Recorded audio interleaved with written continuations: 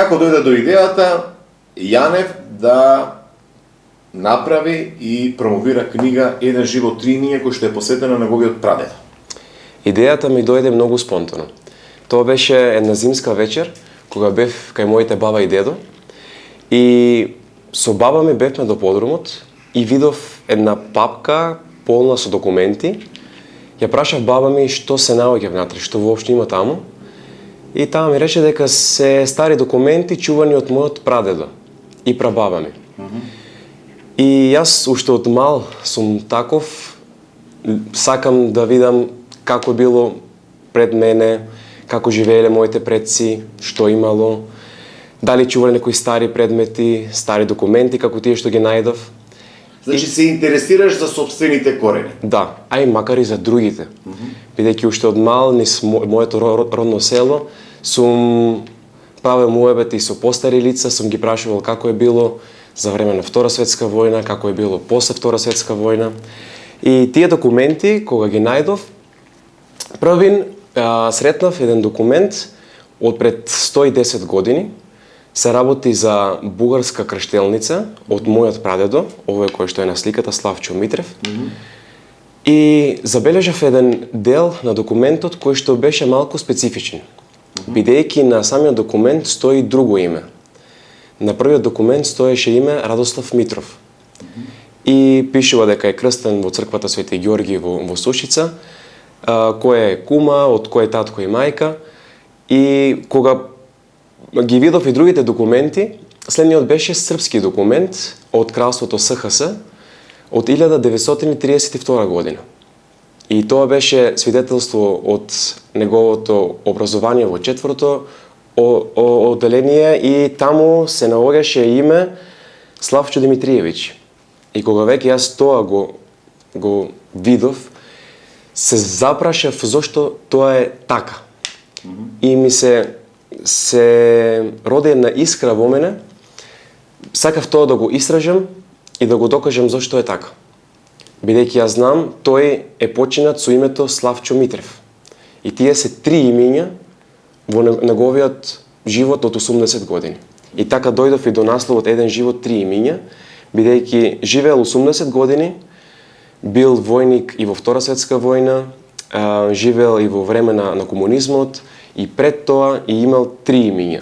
Баш се погоди и моментот кога го завршив моето средно образование и моравме сите ученици да правиме како проектна задача за нашето училиште.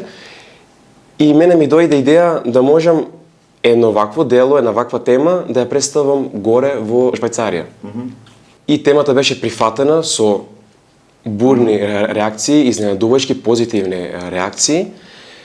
Ми требаше пола година да го направам сето ова, но во таа пола година се вклучени истражување, читање на други книги, бидејќи книгата е објективна, не се работи моја мисла или така друго, туку се е подкрепено со информации од книги од македонска страна, од германска страна, француска, британска, и тоа така можев да направам еден како научен труд, подкрепан со информации од повеќе страни, од повеќе аспекти, за кој ми треба пола година. Така.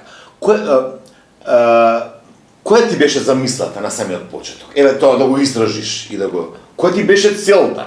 Не само тоа, еве си дознал дека дедот имал три имиња и презимиња. Но што те понесе тоа да го публикуваш и внатре со факти и аргументи, со документи, со илустрација, сето тоа да го публикуваш во едно дело? Мојата цел уште на самиот почеток беше да пратиме на порака до сите идни генерации, макар и до мојата генерација сега, да го чуваат својот корен, да ја чуваат својата традиција и да се запрашат како живееле нивните предци, со што тие се бореле, какви маки тие имале.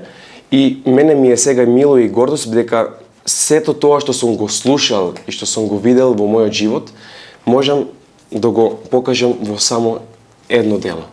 Да можам да го покажам и на моите деца, и на моите внуци, и на моите правнуци.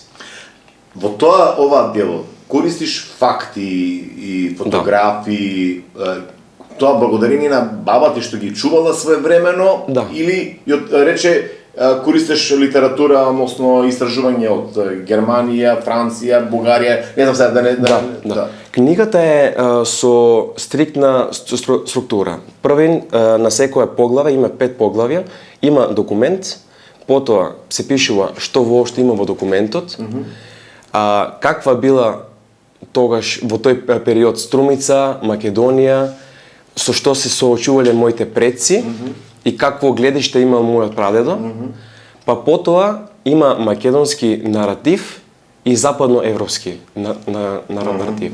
Тоа е споредба од повеќе аспекти како се учи историјата тука, како се учи историјата во Европа, во Германија, во Франција, во Италија, во Бугарија исто така.